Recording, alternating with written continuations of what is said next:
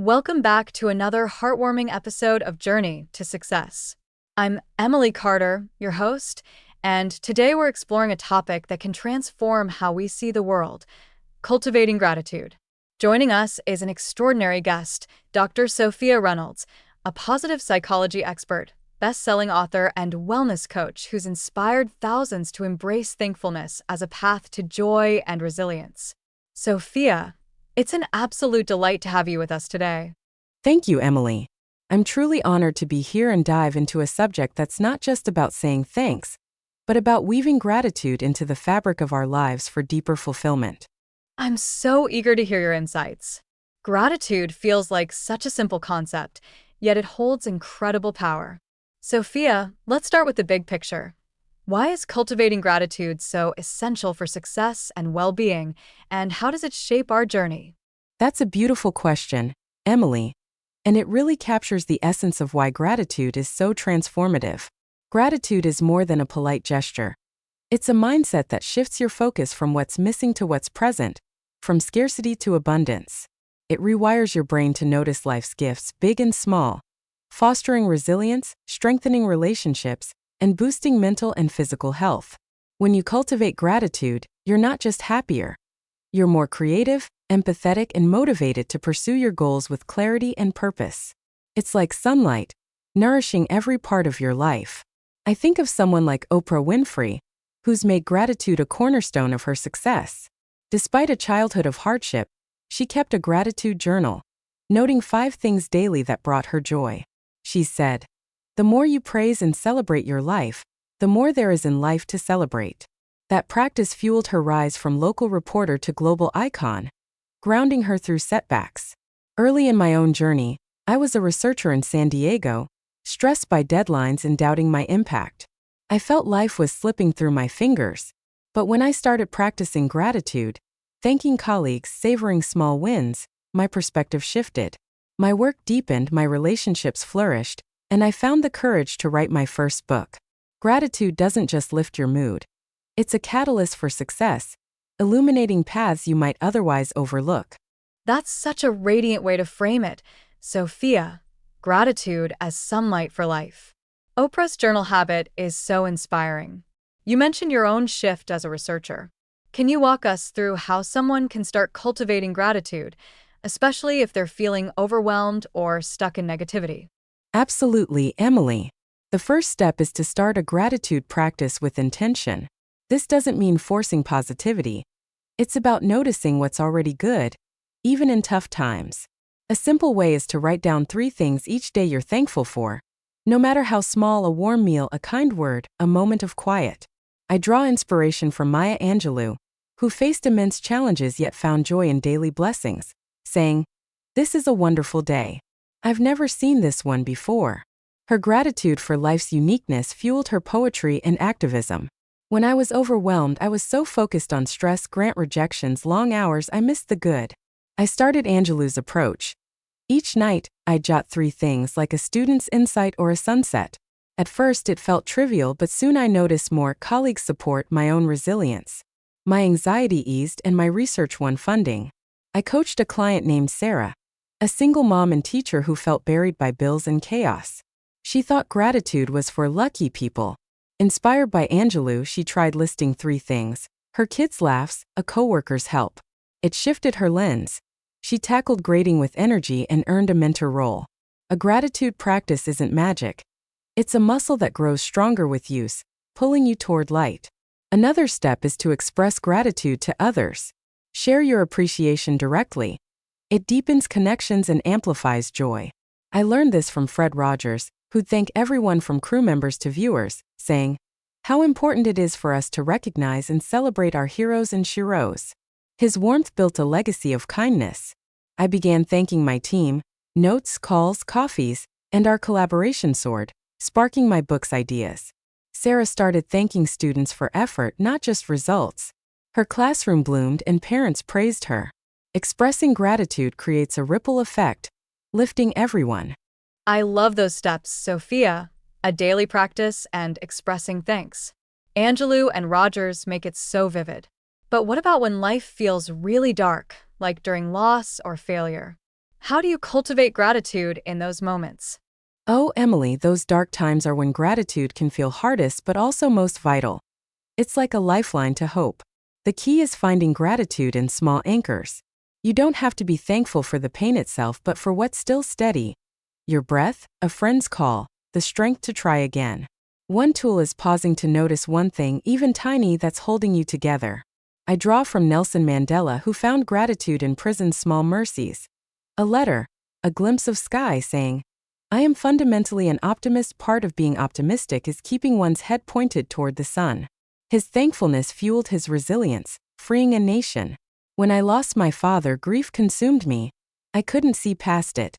Deadlines loomed, but I'd stare blankly. Mandela's example nudged me.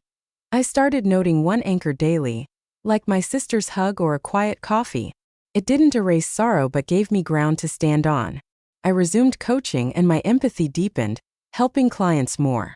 I coached a client named Michael, a veteran who failed a business venture, sinking into despair. He felt life had nothing left. Inspired by Mandela, he noted anchors, his dog's loyalty, a neighbor's chat. It steadied him. He launched a nonprofit for vets, thriving now. Small anchors don't negate pain. They remind you life's still giving, even in shadows. Another strategy is reframing challenges with gratitude. Ask, what's this teaching me? It shifts loss to growth. I learned this from Malala Yousafzai, who thanked her survival for amplifying her voice, saying, I am stronger than fear. Her gratitude for purpose drove her Nobel Prize. Post-loss, I thank grief for teaching empathy. It shaped my talks. Michael thanked his failure for resilience. He mentors others now. Reframing weaves gratitude into hardship, lighting a path forward. That's so profound. Sophia, small anchors and reframing pain. Mandela and Malala's stories make it feel possible. You've mentioned incredible figures like Oprah and Angelou. Are there other famous people whose gratitude practices inspire you? Oh, absolutely, Emily. Gratitude shines through so many lives, showing us how to live richer. Take Serena Williams, who expresses thanks for her body's strength, even after injuries, saying, I'm grateful for every moment I get to play.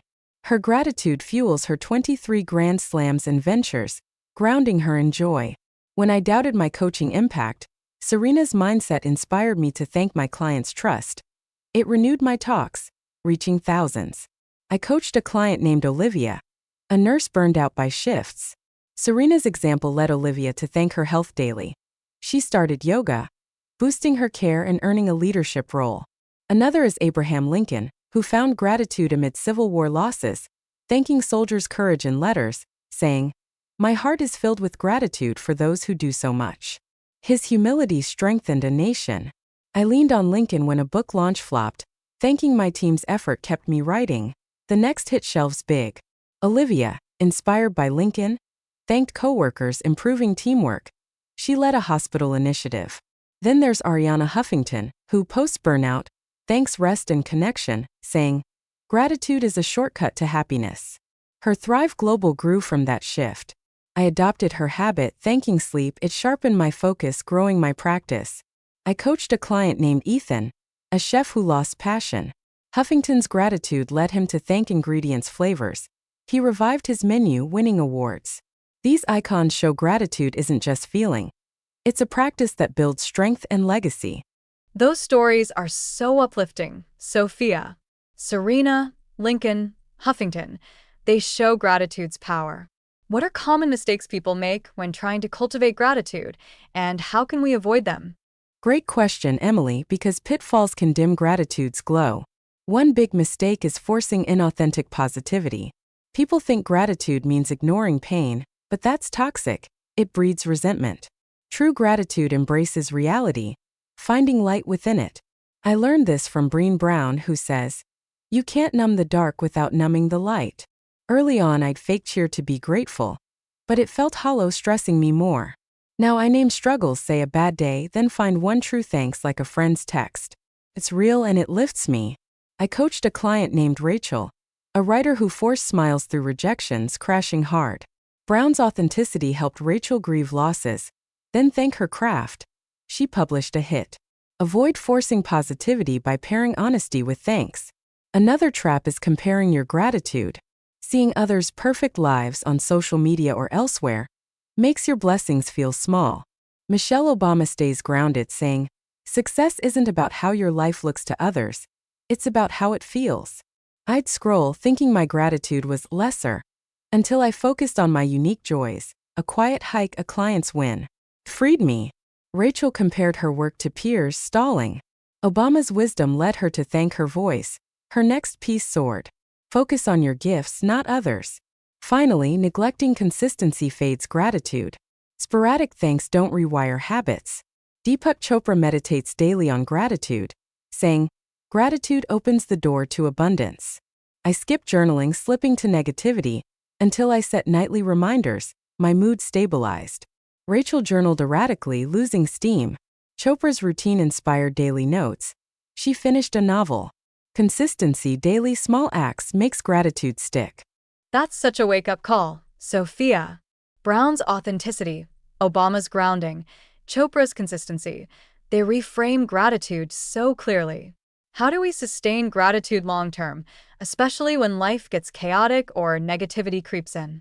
Sustaining gratitude is like nurturing a flame. It glows brightest with steady care, even through storms. One habit is daily rituals. Anchor gratitude to a routine journaling, a morning thanks, a bedtime reflection. I learned this from Tony Robbins, who starts days with gratitude, saying, "When you're grateful, fear disappears and abundance appears." I list 3 thanks nightly, grounding me through deadlines. My practice grew. I coached a client named Anna, a lawyer swamped by cases, losing joy. Robin's ritual led her to thank one thing daily. Her stamina, a win. She argued a landmark case. Rituals weave gratitude into life's fabric. Another key is gratitude anchors. Tie thanks to triggers like meals or commutes to stay mindful. Dalai Lama thanks each breath, saying, "My religion is kindness." I thank my coffee's warmth daily, it centers me. Anna tied thanks to her drive, noting colleagues' support.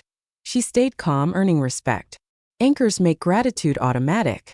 Also, share gratitude widely. Tell others, family, strangers, what you appreciate. It amplifies joy. Desmond Tutu thanked communities daily, saying, "We are made for goodness." My monthly letters to clients spark connection, fueling my talks. I coached a client named Mark, a salesman down on quotas. Tutu's sharing led Mark to thank clients. It built trust, doubling sales. Sharing spreads light. Finally, align with purpose. Gratitude thrives when tied to your why: love, growth, impact. Viktor Frankl thanked meaning in hardship, saying, "Those who have a why to live can bear almost any how." My purpose, spreading joy, lifts me when chaos hits. These habits, rituals, anchors, sharing, purpose, build gratitude that endures any season. Those are such vibrant tools, Sophia. Robin's rituals, Dalai Lama's anchors, Frankl's purpose. It's a blueprint for joy. As we close, what's one final piece of advice for listeners ready to cultivate gratitude today? My biggest advice is to choose one thankful act now. Gratitude grows from a single heartfelt step. Think of Abraham Lincoln, who thanked soldiers amid war, saying, "Gratitude is the mother of all virtues." For me, it was that first journal entry sparking a life I cherish. One last story. I coached a widower named Brian, a carpenter who felt joyless after loss. He thought gratitude was impossible. We looked at Mr. Rogers, who thanked small moments, saying, "Look for the helpers." Brian started noting one daily gift: his son's smile, a finished chair. It led to teaching kids carpentry, reviving his heart.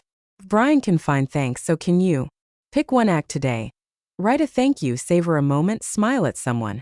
That step opens your life to abundance. What a beautiful way to close, Sophia. Brian's story, alongside legends like Lincoln and Rogers, shows gratitude's reach. Thank you for sharing such profound wisdom and practical steps. I know our listeners are ready to embrace life's gifts. Thank you, Emily, and to all the listeners. I hope you feel empowered to weave gratitude into every day. And that's it for today's episode of Journey to Success. If this conversation warmed your heart, and I'm sure it did, please hit that subscribe button to catch every uplifting episode. Share this with someone needing a dose of joy, and join us next time for more insights to fuel your journey. Until then, keep giving thanks for life's beauty.